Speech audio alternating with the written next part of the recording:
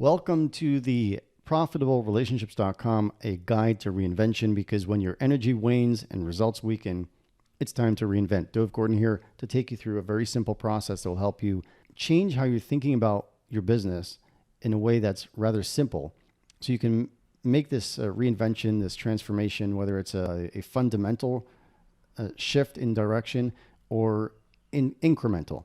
Both are important. Let's start by looking at a very simple reinvention framework, and it has three parts. There's your mission, the vision, and your systems.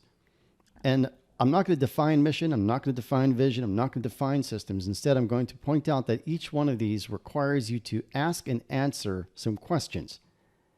Mission wants you to ask and answer, what do you care about? What do you enjoy?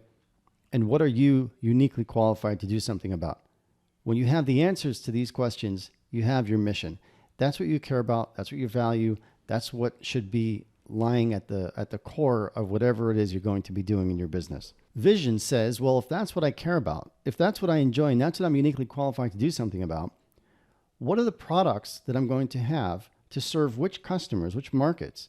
And how do those customers need to perceive me and my products in order to want to buy from me, so that I can receive or earn the return on investment or the minimal financial return that I'm looking for? So again, the questions are, what are the products that we're going to offer and not offer?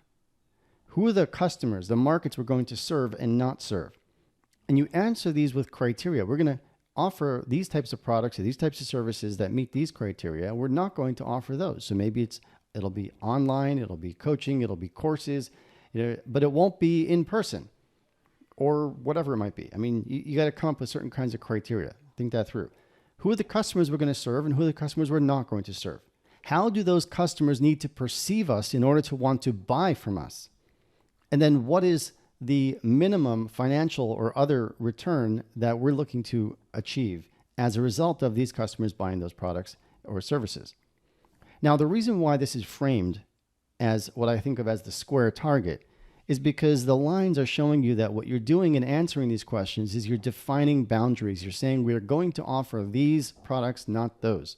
We're going to serve these customers and not those. We're looking to create this type of perception or this type of competitive advantage, not something else. And then what is that minimum financial return I'm looking for in order to uphold this whole construction, right? This whole building, so to speak. And when an opportunity comes along, if it meets your criteria, then it falls within this square target. If an opportunity comes along and it would have you then creating a product or service that falls outside the criteria, then that's a wonderful idea. It's a wonderful opportunity, but not for you. For you, it's a distraction. It's wonderful for somebody else.